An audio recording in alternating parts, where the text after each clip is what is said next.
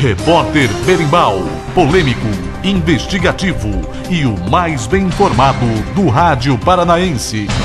Nós estivemos na cidade de Faxinal para acompanhar uma palestra com Nazareno Feitosa, uma autoridade quando se fala de espiritismo. Tem mais de 100 palestras publicadas, um dos palestrantes mais requisitados nesse tema. E ele esteve em Faxinal. A Casa Espírita recebeu várias pessoas, não só de Faxinal, mas de municípios da região, que foram lá para acompanhar essa palestra. Nós fomos lá também para conferir. Antes do Nazareno Feitosa ministrar a palestra, ele falou à nossa reportagem. Quero agradecer aqui o nosso amigo Irmani, o Paulo Jeremias Irmanes, que é policial rodoviário, que nos fez o convite, o presidente lá da Casa Espírita, o vice-presidente, todo o pessoal da Casa Espírita, que são nossos amigos, que fizeram esse convite para a gente ir lá e para a gente acompanhar. Então vamos ouvir essa entrevista antes dessa palestra. Para quem não foi na palestra, a gente fez essa entrevista para as pessoas saberem um pouco sobre Nazareno Feitosa. Vamos ouvir essa entrevista. A nossa primeira pergunta foi no sentido de questioná-lo. Quem é Nazareno Feitosa? Mandar um abraço para todos os amigos que acompanham o blog do Berimbau. Um abraço aqui para o nosso querido Ronaldo. Muito obrigado por você ter vindo aqui, Ronaldo, prestigiar o evento, atender o convite dos amigos. Dizer que é uma alegria poder estar mais uma vez no Paraná e poder estar pela primeira vez em Faxinal, participando desse evento, o Mês Espírita aqui da cidade, tão importante para nós. Bom, eu sou funcionário público, trabalho na Polícia Federal, sou papiloscopista, que é um perito que trabalha com impressões digitais, mas eu trabalho na assessoria jurídica do Instituto Nacional de Identificação e faço palestras como trabalho voluntário já há 20 anos, há pouco mais de 20 anos, e a gente tem a oportunidade de viajar ao Brasil e também no exterior. Eu também falo bem outros idiomas e a gente faz palestras também em outras cidades e outros países. E eu sou estudante da doutrina espírita, participo da Comunhão Espírita de Brasília, onde eu dou aulas do estudo sistematizado da doutrina espírita, né? Eu estudo uma proposta da Federação Espírita Brasileira. A gente fala, há pouco tempo atrás, ou alguns anos atrás, quando a gente falava, num passado não muito distante, sobre o espiritismo, havia muito preconceito. Existe ainda esse preconceito? Existe. Das pessoas que não conhecem a doutrina espírita, é até natural, porque o nome é um pouquinho diferente.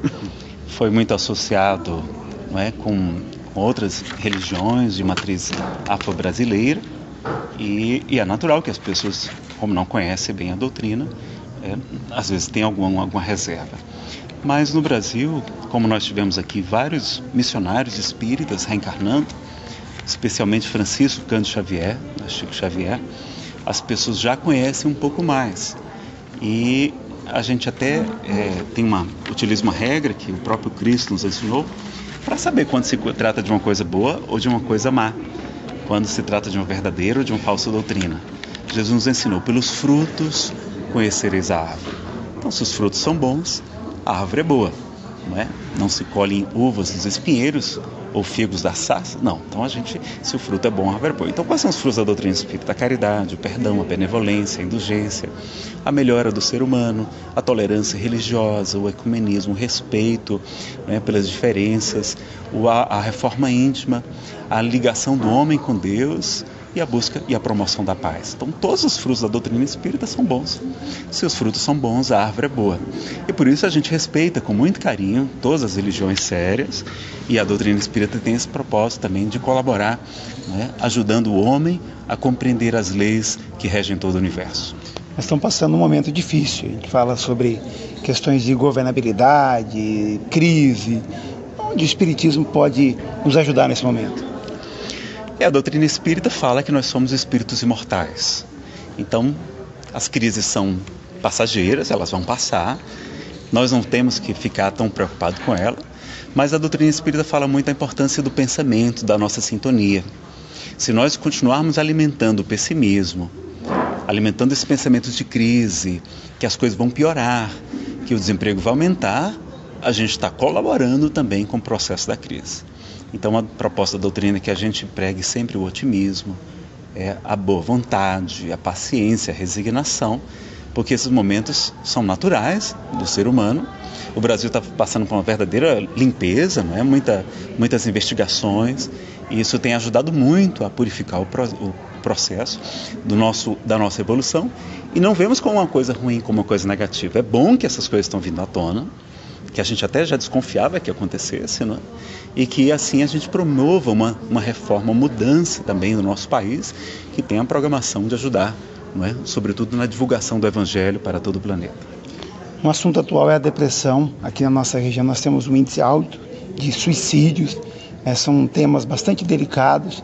Como é que a gente poderia falar sobre isso na doutrina espírita? A doutrina mostra que o suicídio não vale a pena, jamais vale a pena. A gente não resolve os problemas, continua vivo do lado de lá e normalmente trazendo as sequelas do nosso próprio ato. Então a gente promove o sofrimento da família, né? Então a gente recomenda que as pessoas tenham paciência, que perseverem um pouco mais, que tudo passa, isso também vai passar. E a gente então orienta para evitar o suicídio. E ao mesmo tempo buscamos ajudar as famílias, buscamos ajudar as pessoas que cometeram o suicídio, que se encontram na vida espiritual, através dos trabalhos de prece, de oração, de reuniões mediúnicas em favor desses irmãos, com a certeza absoluta que ninguém está fora das mãos de Deus. Eles vão ter a oportunidade de se reabilitarem, de renascerem, não é? E recomporem a sua marcha evolutiva.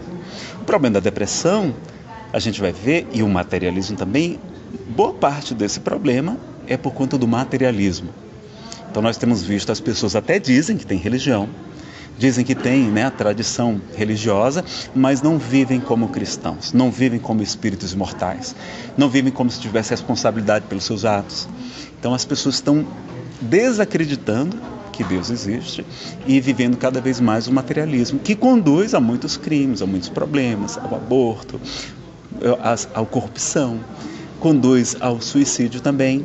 Então o Espiritismo não veio combater as religiões, mas fortalecê-las. O maior inimigo da doutrina espírita é o materialismo. E ela vem justamente para essas pessoas que são assim, mais questionadoras, que buscam um pouco mais a razão, a ciência, e vêm responder muitas questões. Por exemplo, eu fui ateu durante 12 anos. E graças à amiga depressão, a uma quebra financeira muito grande, porque passou a minha família, eu conheci a doutrina espírita e ela me trouxe respostas. E ali me ajudou, me salvou a vida. Eu devo a minha vida às obras publicadas por Allan Kardec, não é? Então, a proposta da doutrina espírita é falar que a morte não existe, que nós estamos aqui também no processo de aprendizado, como o próprio Cristo nos falou, não é? Meu reino não é deste mundo. Ele vai acrescentar que no mundo tereis aflições, mas tende bom ânimo. Então mostra que a Terra é um mundo diferente, um mundo que a gente chama de expiação, ou seja, um mundo de purificação, e um mundo de provas, um mundo de testes, e que esses desafios são naturais para o espírito, mas que a gente não deve desanimar. E vamos perceber também que além da questão do materialismo que gera a dificuldade financeira, não é? A descrença, o desânimo e o sofrimento, também temos outras questões, como influências espirituais. Então, o que as outras religiões todas ensinam, né, os espíritos, que eles chamam de anjos ou que chamam de demônios, para a gente Deus não criou privilégios. Os espíritos nascem simples e sem conhecimento, são criados por Deus, simples e sem conhecimento, e a gente vai evoluindo com os milhões de anos. Os anjos são os espíritos puros, são os espíritos mais antigos, nossos irmãos, e os demônios são as pessoas que nós prejudicamos. Então, do mesmo modo que Deus respeita o meu livre-arbítrio, se eu quiser prejudicar alguém ou a mim mesmo, Ele respeita, também Ele respeita o livre-arbítrio daquelas pessoas que nós prejudicamos nesta vida ou em vidas passadas. E aí aqueles espíritos se opõem a nós, tentam se vingar, o que é natural. Então a gente aprende que pela caridade a gente cobre a multidão de pecados, porque muito amor, seus pecados foram perdoados. Então a gente vai orar para aquelas pessoas, vamos esclarecê-las, aqueles espíritos, nas reuniões mediúnicas, não é? Com aquele propósito de ajudar e de ajudar quem está sofrendo. Então, quem tem um problema de depressão, quem está passando por alguma questão de influência espiritual, pode buscar qualquer casa espírita, não precisa se tornar espírita, não temos essa pretensão, nem é o desejo de converter as pessoas à doutrina espírita, mas oferecemos o tratamento espiritual, que é o esclarecimento dessas pessoas, mas sem esquecer a reforma íntima, não é? Porque é necessário que a gente mude o nosso padrão vibratório para não estar sintonizando com esses irmãos, esses espíritos atrasados, que são nossas vítimas do passado. Então a proposta é como Jesus fala, ele fala arrependei-vos, não é? Arrepender, em grego, a palavra é metanoia. Metanoia significa mudança de mente, ou seja, mudança de pensamentos, reforma íntima, como ele fala, que não adianta expulsar um espírito impuro de uma casa, porque ele sai a vagar pelo deserto. E ao saber que a sua antiga moradia está toda limpa, está toda adornada, ele retorna, trazendo outros 7 espíritos piores do que ele. Então, melhor do que curarmos a ferida, aliás, do que espantarmos as moscas, é curarmos a ferida que está atraindo aquelas moscas. E normalmente são os nossos pensamentos, as nossas emoções, as nossas imperfeições morais. Elas é que permitem a influência dos espíritos atrasados. Então a doutrina espírita nos convida para essa mudança. A missão do Espiritismo é a reforma moral da humanidade, é a nossa melhoria íntima de cada um, promovendo um mundo melhor. Essa pergunta, o Espiritismo é religião? Fazem muito? É comum, porque, na verdade, a rigor mesmo não é. O Espiritismo é uma filosofia espiritualista, que tem consequências ético-morais. Então Kardec vai definir o Espiritismo como uma ciência de observação, que estuda a origem, a natureza e o destino dos espíritos e a sua relação com o mundo corporal. Na Revista Espírita, uma publicação que ele manteve durante 12 anos na França, ele vai ter um artigo de dezembro de 1868, quando ele tem como título, afinal, o Espiritismo é ou não é uma religião? E ele vai responder que depende do que você entende como religião. Se religião para você é um conjunto de hierarquia sacerdotal organizada, que é um conjunto de rituais, de liturgias, de sacramentos, de paramentos, então o Espiritismo não é uma religião. Mas se você entender religião no sentido amplo da palavra, aquilo que liga o homem a Deus, então o Espiritismo é sim uma religião também, e nós nos ufanamos disso. Então não é no sentido estrito, não veio concorrer com as outras religiões, mas vem falar dessas leis da natureza, dessas leis divinas, dessas leis morais que estão na nossa relação com o mundo corporal e o mundo espiritual também, ajudando o homem a ser uma pessoa melhor. Viajando pelo Brasil e até por outros países, você, além de falar, ouve muito também. Qual que seria uma mensagem importante nesse momento? Uma mensagem que seria especial? A mensagem, sobretudo, de agradecimento àqueles irmãos que nos acompanham, seja pelo YouTube. A gente tem um canal no YouTube chamado Nazareno Feitosa, tem mais de 700 vídeos, tem palestras sobre mais de 200 temas diferentes, sobre família, sobre depressão, sobre ansiedade, sobre sexualidade, homossexualidade, sobre educação dos filhos, tem palestras sobre biografias como Francisco de Assis, Allan Kardec, Ian Hus, Chico Xavier, Eurípides Barçanufo, sobre Joana d'Arc, sobre Maria de Nazaré, Maria de Magdala, os estudos bíblicos também, se a Bíblia condena ou não o Espiritismo, a reencarnação segundo a Bíblia, a ciência. Então a gente tem muitos temas, as pessoas podem, se desejarem, acompanhar gratuitamente pelo YouTube, é só procurar Nazareno Feitosa.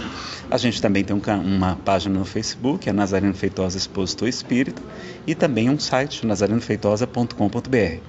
Mas elas vão encontrar muitas palestras, devem, se tiverem interesse de conhecer um pouquinho mais da doutrina espírita, ler o Livro dos Espíritos e o Evangelho segundo o Espiritismo. São as obras mais importantes publicadas por Allan Kardec, que vão trazer o esclarecimento necessário. Se tiver um pouquinho mais de interesse, leiam também o Livro dos Médiuns. Então, a doutrina vai ajudar muito a gente a fortalecer a fé, a devolver a fé para quem perdeu, como foi o meu caso, e explicar muitas coisas que antes eram incompreensíveis. E falar, como todas as religiões pregam, do bem, do amor, do perdão e, sobretudo, da caridade. Para nós, quando Jesus fala da separação dos bodes das ovelhas, ou seja, a separação daqueles espíritos endurecidos no mal, os bodes, que emigrarão do planeta, que não terão mais autorização de renascer na terra, ele estabelece um único critério para separar os bodes das ovelhas. Ele estabelece a caridade. Tive fome, deste comer, sede, me deste beber, estava nu, tu me vestiste, estive preso ou enfermo e foste me visitar, estava peregrino, estava sem teto, sem terra, era imigrante e me acolheste. Jesus faz da caridade o único critério. Então, para nós, não precisa ser espírita, não precisa ser católico, não precisa aceitar Jesus, não precisa pagar o dízimo, precisa fazer o que ele pediu. Ele só pediu caridade. E os espíritos acrescentam, Allan Kardec, que caridade também, além da caridade material, tem a caridade benevolente, ou a caridade moral, que para nós é o benevolência para com todos, é ser bom para todos, para os bons e maus, assim como nosso Pai faz nascer o sol sobre bons e maus e chover sobre justos e injustos. É a indulgência para com as imperfeições alheias, ou seja, é a clemência, a misericórdia com o defeito do próximo. E, por fim, o perdão das ofensas. Mas há muitos outros tipos de caridade. A caridade de pregar o evangelho, de levar paz, levar consolo, levar esperança, levar fé para outro coração. Isso também é uma grande caridade, esclarecer as pessoas, como você faz no seu blog, não é? Levar a informação, levar o conhecimento também. Tudo isso é caridade e a gente pode, deve fazer o que Jesus nos determinou. Tanto que ele vai dizer, toda vez que fizeste a cada um desses mais pequeninos, foi a mim mesmo que eu fizeste. Então, para a gente, todas as religiões pregam a caridade. Todas elas pregam o bem, portanto, são caminhos válidos para a gente trabalhar e servir com Jesus. Sua agenda de compromisso termina aqui em Faxinal ou ainda continua no Paraná? Ainda teremos. Hoje vamos falar aqui em Faxinal, não é? No dia 19 de agosto, 19 de agosto de 2017, aqui no Mês Espírita, às 20 horas, na loja maçônica, eu não sei o nome agora, o detalhe, e amanhã vamos estar em Londrina, no Centro Espírita Nosso Lar, quando então falaremos sobre autoconhecimento e iluminação interior. É também um dos temas que a gente tem gravado, já disponível para o público que quiser acompanhar. Procure lá no YouTube, Nazareno Feitosa, tem inclusive palestras em outros idiomas, algumas com tradução, outras eu mesmo falando, e sobre vários temas interessantes, sobre família, sobre casamento, sobre perdão, liberte-se da mágoa e seja feliz, auto-perdão, felicidade sem culpa, depressão e mediunidade, as várias palestras sobre mediunidade e outros temas, e auto-amor, felicidade e auto-perdão. Seja sempre bem-vindo, obrigado pela gentileza da entrevista, sempre à disposição. Eu que agradeço. Eu esqueci de falar o horário, é a partir das 9h30, no domingo, dia 20 de agosto de 2017, no Centro Espírita Nosso Lar, em Londrina. Um grande abraço a todos os seus leitores, as pessoas que acompanham o seu blog. Muito obrigado pela sua presença aqui, Romano. Repórter Berimbau, polêmico, investigativo e o mais bem informado do rádio paranaense.